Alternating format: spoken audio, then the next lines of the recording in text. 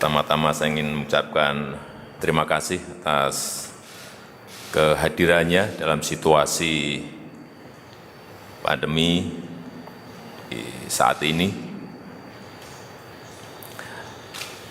Pagi hari ini saya ingin menyampaikan beberapa hal, tapi terutama untuk yang berkaitan dengan COVID dan yang berkaitan dengan ekonomi. Ini situasi yang sangat-sangat sulit sekali, tetapi juga tidak hanya dialami oleh negara kita, Indonesia, tetapi juga dialami oleh 215 negara di dunia. Supaya diketahui, kondisinya hampir-hampir sama dan negara lain justru lebih parah dari yang kita alami di Indonesia. Saya setiap hari mendapatkan briefing seperti ini, angka-angka dari Kementerian Luar Negeri yang mengabarkan kondisi-kondisi di dunia seperti apa. Ini kasus tertinggi untuk COVID misalnya. Pagi tadi ini saya dapat Amerika Serikat sekarang sudah berada di angka 3,4 juta. 3,4 juta. Pada penduduknya 319 juta. Brasil 1,8 juta yang positif COVID.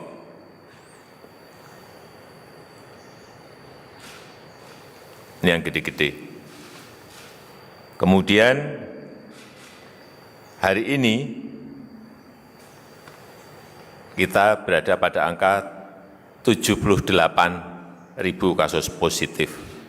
Negara kita ini masuk 5 besar penduduk terbanyak. Tetapi kalau dilihat 10 negara dengan kasus tertinggi, kita tidak masuk di dalamnya. Di Amerika 3,4, Brasil 1,8, India 906.000, Rusia 739.000, Peru 326.000. Artinya kita berada pada posisi yang masih bisa kita kendalikan. Oleh sebab itu jangan sampai kita lepas kendali. Manajemen krisis harus betul-betul kita lakukan. Ajak aparat kita di bawah kita untuk betul-betul bekerja extraordinary. Nggak bisa kita dalam situasi seperti ini kita kerja normal-normal. Dalam situasi seperti ini kita kerja biasa-biasa, nggak bisa. Percaya saya nggak bisa. Semuanya harus ganti channel semuanya, nggak bisa kita normal-normal, nggak bisa. Channelnya harus ganti semuanya. Dari channel ordinary, pindah channel ke extraordinary. Dari channel yang cara kerja bertele-tele rumit, ke cara-cara kerja yang cepat dan sederhana. Semuanya harus dirubah seperti itu. Ini situasinya betul-betul situasi yang luar biasa sulitnya. Mengendalikan dua hal yang ini, ekonomi dan kesehatan ini betul-betul harus terjaga dengan baik. Nggak bisa lagi kita kerja dengan SOP normal, nggak bisa.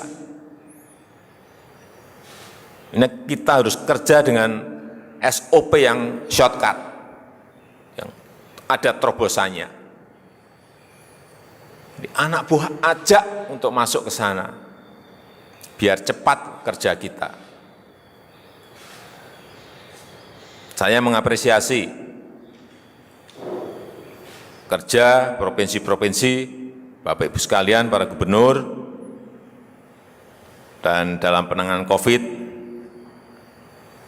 ini dari seluruh parameter yang kita miliki, memang DIY yang paling baik. Pak Wagub,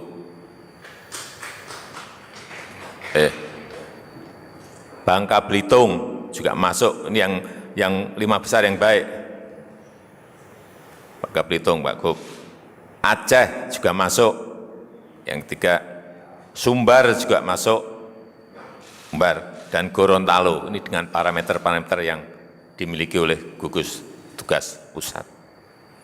Tapi yang lain saya lihat juga pengendaliannya baik. Saya tadi baru berbicara misalnya dengan Pak Gubernur Mandacan, Papua Barat, pengendaliannya yang sembuh banyak dan yang meninggal 4 ini. Yang sekarang ini target dunia itu sekarang bagaimana menekan angka kematian. Yang kedua, bagaimana tingkat kesembuhannya setinggi-tingginya. 2 ini yang sekarang dikejar oleh negara-negara di dunia. Karena mengendalikan COVID-nya, kasus positifnya sangat sulit, penekanannya ada di 2 hal itu. Tapi kalau bisa 3-tiganya, kasus positifnya turun, berarti positivity rate-nya, persentasenya juga turun, tetapi angka kesembuhan dinaikkan, angka kematian diturunkan serendah-rendahnya. Bukan barang yang gampang, tapi sekali lagi ini bukan barang yang gampang. Dan beruntung sekali, kita sekarang ini kondisi ekonomi kita, meskipun di kuartal kedua, pertumbuhannya kemungkinan, ini dari hitungan pagi tadi yang saya terima, kuartal kedua mungkin kita bisa minus ke 4,3. Di kuartal pertama kita masih positif 2,97. 2,97. Saya nggak bisa bayangin kalau kita dulu lockdown gitu mungkin bisa minus 17. Perlu saya sampaikan, ini saya 3 bulan yang lalu, saya telepon Ibu Kristalina, ini managing director-nya IMF. Dia menyampaikan pada saya di telepon bahwa dunia akan terkontraksi dan global growth hanya akan tumbuh kira-kira 2,5% minus. Tapi terakhir,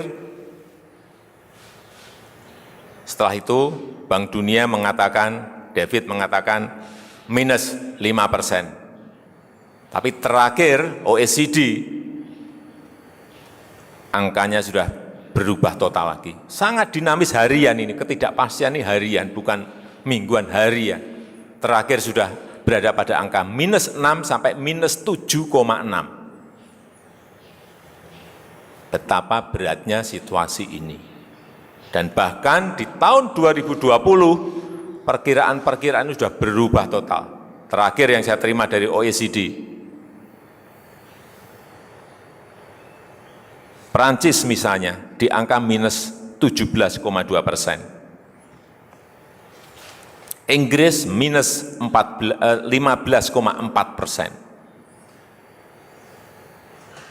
Jerman minus 11,2%. Amerika minus 9,7%. Minus semuanya. Negara-negara minus, nggak ada yang plus semua. Pada di awal kita, IMF itu memperkirakan Indonesia masih minus, masih plus. Yang plus itu Cina, India, Indonesia. Oleh sebab itu, saya minta pada para gubernur agar rem dan gasnya ini diatur betul. Jangan sampai tidak terkendali. Nggak bisa kita ngegas yang hanya ekonomi aja nggak bisa. Nggak COVID-nya juga nanti malah naik kemana-mana, nggak bisa. Dua-duanya ini harus betul-betul di gas dan remnya diatur betul. Semuanya terkendali semuanya. Oleh sebab itu di semester kedua, terutama di kuartal ketiga, kita harus berani berbuat sesuatu untuk ini diungkit ke atas lagi. Momentumnya adalah di bulan Juli, Agustus, dan September. Kuartal ketiga. Momentumnya ada di situ. Kalau kita nggak bisa mengungkit di kuartal ketiga, jangan berharap kuartal keempat akan bisa. Udah, Harapan kita hanya ada di kuartal ketiga, Juli, Agustus, dan September. Apa yang harus kita lakukan di bulan ini? Kita tidak bisa mengharapkan lagi yang namanya investasi. Itu pasti minus pertumbuhannya. Yang bisa diharapkan sekarang ini, semua negara hanya satu yang diharapkan, yaitu belanja pemerintah, spending kita, belanja pemerintah. Oleh sebab itu jangan sampai ada yang ngerem. Kalau ekonomi di provinsi, Bapak Ibu semuanya, ingin cepat pulih, belanjanya semuanya harus dipercepat. Kuncinya hanya di situ. Enggak bisa lagi kita mengharapkan sekali lagi investasi swasta, enggak, karena ini munculnya memang harus dari belanja pemerintah. Kredit perbankan yang dulu bisa tumbuh 12%, bisa tumbuh 13%, bisa tumbuh 8%, jangan berharap lagi dari sana. Sekali lagi, belanja pemerintah. Oleh sebab itu, saya berharap belanja yang ada ini harus dipercepat. Karena itu akan menaikkan konsumsi domestik kita, konsumsi rumah tangga kita, yang di kuartal kedua ini turun, anjlok. Perlu saya ingatkan, uang Pemda yang ada di bank itu masih 170 triliun. Gede sekali ini. Saya sekarang cek harian. Kementerian saya cek harian. Berapa realisasi? Ketahuan semuanya. Kemarin saya ulang lagi, ini ada peningkatan, saya baca semuanya sekarang.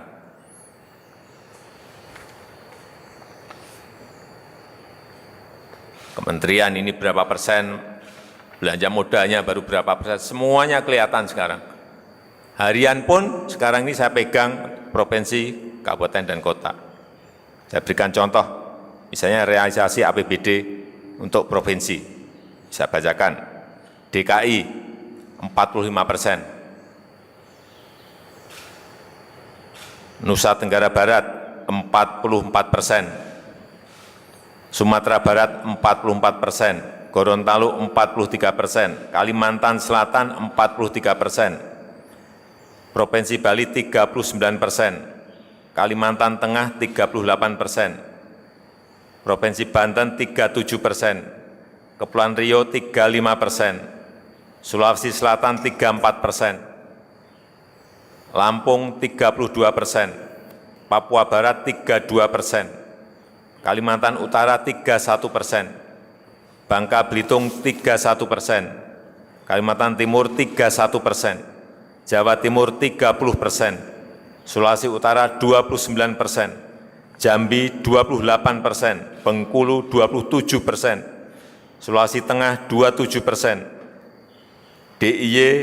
27%, Jawa Tengah 27%, Riau 27%, Sumatera Utara 25%, Jawa Barat 24%, Sulawesi Barat 24%, Aceh 23%, Kalimantan Barat 22%, Maluku 21%, Nusa Tenggara Timur 21%, Maluku Utara 17%, Papua 17%, Sulawesi Tenggara 16%, Provinsi Sumatera Selatan 16%. Ini secara total, itu belanja pegawai, belanja barang dan jasa, dan belanja modal. Tetapi kalau kita lihat, yang menggerakkan, yang paling menggerakkan dari belanja-belanja itu adalah belanja modal. Karena yang pegawai itu rutin. Belanja modal, coba kita lihat.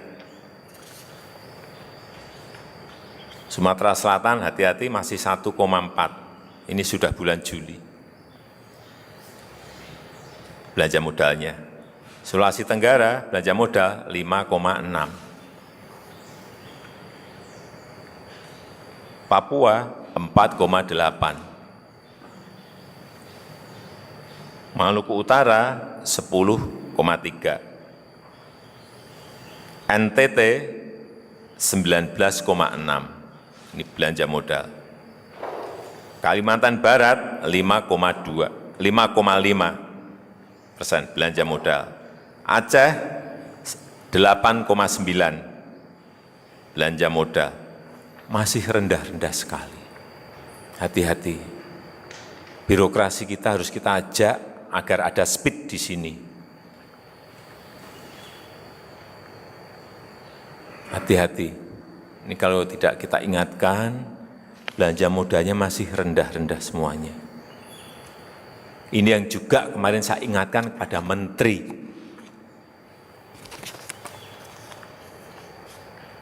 Nanti LKPP juga biar menyampaikan, Kepala LKPP, di mana kecepatan itu, terutama belanja barang dan jasa ini bisa dilakukan dengan cepat, termasuk belanja modal. Hati-hati, tahun yang lalu, bulan November itu masih ada 15 triliun bulan November masih lelang. Ini hati-hati. Kalau birokrasi kita, dinas-dinas kita enggak kita kendalikan. Model-model belanja seperti yang dulu-dulu ini masih ada yang melakukan. Dipepetkan di November, Desember. Hati-hati. Sekarang ini yang kita butuhkan untuk semua provinsi adalah Juli, Agustus, September sekali lagi. Nanti Pak Roni biar sampaikan bagaimana SE yang dikeluarkan untuk mempercepat itu.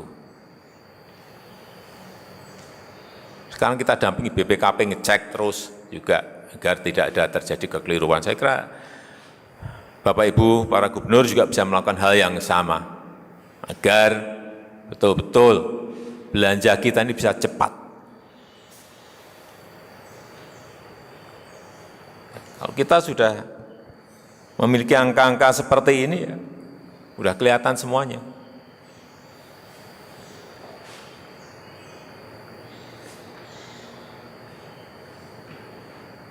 Sekali lagi, dalam situasi krisis seperti ini, manajemen yang kita pakai adalah manajemen krisis, bukan manajemen biasa.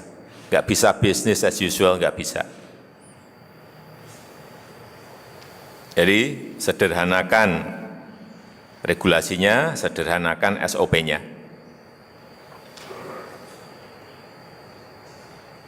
Yang terakhir, ini kembali ke COVID, saya meyakini para kepala daerah, utamanya para gubernur, bisa mengontrol manajemen pengendalian COVID ini, sehingga benar-benar kita dianggap memiliki kemampuan dalam mengelola negara ini.